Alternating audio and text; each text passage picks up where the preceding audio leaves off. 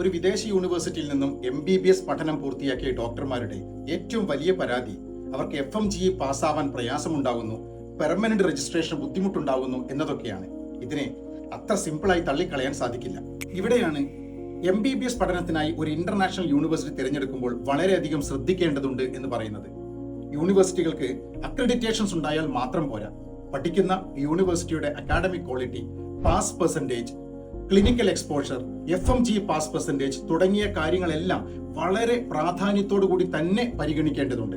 ഇതൊന്നും തിരിച്ചറിയാതെ, മനസ്സിലാക്കാതെ, റിസർച്ച് ചെയ്യാതെ ഏതെങ്കിലും ഒരു യൂണിവേഴ്സിറ്റിയിൽ പഠിച്ച് പുറത്തിറങ്ങി പിന്നീട് FMGE പാസ്സാവാനും പെർമനന്റ് രജിസ്ട്രേഷൻ കിട്ടാനും എല്ലാം പ്രയാസമുണ്ടാകുമ്പോൾ മാത്രമാണ് ചിലരെങ്കിലും തിരിച്ചറിയുന്നത് അവർക്ക് പറ്റിയത് ഒരു വലിയ അബദ്ധമായിരുന്നു എന്ന്.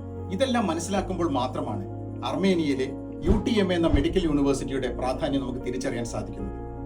97 to 98 pass percentage, 70 to 75% FMGE pass percentage ഉള്ള പഠിച്ചു കഴിഞ്ഞ ഡോക്ടർമാർ US, UK, ഓസ്ട്രേലിയ, കാനഡ തുടങ്ങിയ രാജ്യങ്ങളിലും ഇന്ത്യയിലെ പ്രശസ്തമായ മെഡിക്കൽ കോളേജുകളിൽ വർക്ക് ചെയ്തുകൊണ്ടിരിക്കുന്നു എന്നതും UTMA അബ്രോഡിൽ MBBS ചെയ്യാൻ ആഗ്രഹിക്കുന്ന കുട്ടികളുടെ ഏറ്റവും പ്രധാനപ്പെട്ട ചോയ്സായി മാറിയതിന് പിന്നിലുള്ള കാരണങ്ങളാണ്.